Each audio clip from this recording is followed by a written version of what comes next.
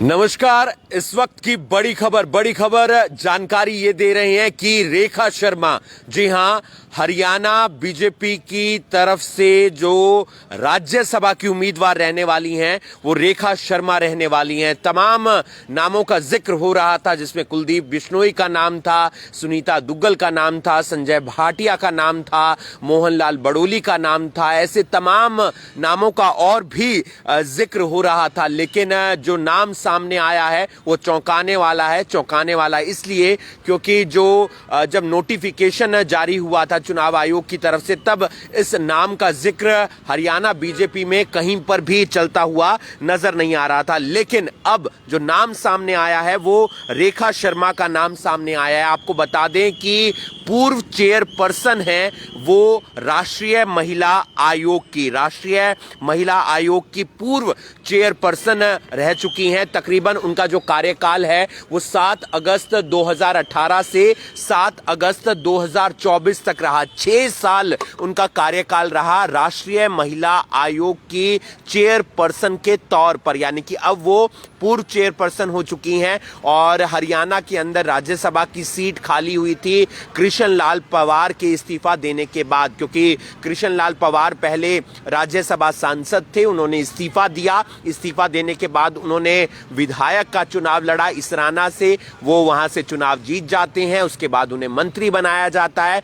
ऐसे में राज्यसभा सीट हरियाणा के अंदर एक खाली हो गई थी और वहां पर चुनाव होना बेहद ज्यादा जरूरी था। कई राज्यों में चुनाव है, यानी कि अलग अलग राज्यों में जो सीट है वो खाली की गई है और 10 तारीख जो आखिरी तारीख है नामांकन भरने की, और अब रेखा शर्मा को बीजेपी की तरफ से राज्यसभा का उम्मीदवार बनाया गया है। रेखा शर्मा के बारे में हम आपको और भी बताएंगे। जो तस्वीर आप देख पा रहे हैं ये रेखा शर्मा की है। ये रेखा शर्मा 2018 अगस्त से लेकर 2024 अगस्त तक राष्ट्रीय महिला आयोग की ये चेयरपर्सन रही हैं और इनका कार्यकाल काफी अच्छा रहा। इन्होंने लैंगिक समानता की वकालत की, यानी कि जो पुरुष और महिलाओं को दर्जा दिया जाना चाहिए, वो समानता का मिलना चाहिए, उसकी उन्होंने वकालत की। साथ ही साथ उन्होंने महिलाओं को सशक्त करने के लिए तमाम प्रयास किए और अब रेखा शर्मा को बनाया गया है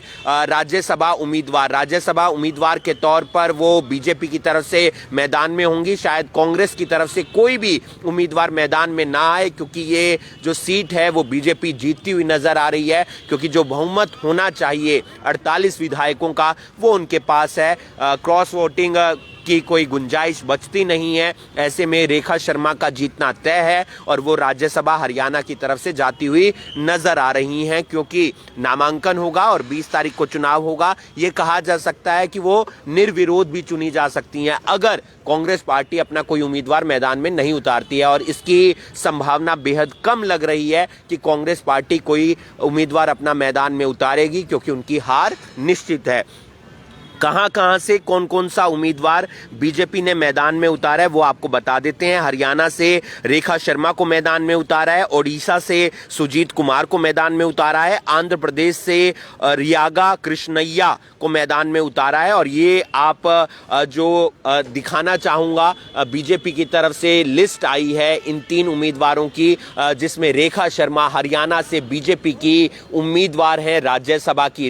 रेखा शर्मा पंचकुला की रहने वाली हैं और जब प्रधानमंत्री नरेंद्र मोदी हरियाणा के अंदर संगठन मंत्री हुआ करते थे तब रेखा शर्मा पंचकुला में बीजेपी का दफ्तर संभालती थी। तो ये कहा जा सकता है कि तमाम बीजेपी नेताओं के साथ उनके संबंध अच्छे हैं और इसी के चलते अब राज्यसभा उन्हें भेजा जा रहा है। वो हरियाणा की बेटी हैं, यानी कि पंचकुला की रहने वाली हैं और हरियाणा का जो प्रतिनिधित्व है वो राज्यसभा में वो करती हुई नजर आएंगी। रेखा शर्मा राष्ट्रीय महिला आयोग की पूर्व चेयरपर्सन है, जिनका कार्यकाल 7 अगस्त 2018 से 7 अगस्त 2024 तक रहा। 6 साल का ये कार्यकाल रहा। उन्होंने लैंगिक समानता की वकालत की, यानी कि पुरुष और महिलाओं को दर्जा बराबर मिलना चाहिए, और साथ ही साथ महिलाओं को सशक्त करने के लिए तमाम उन्होंने प्रयास किए। अब राज्यसभा में वो हरियाणा की आवाज किस तरीके से बुलंद करती हैं ये देखने वाली बात होगी। आप देख रहे हैं अभी ब्रेकिंग। मैं हूं आपके साथ हिमांशु नारंग।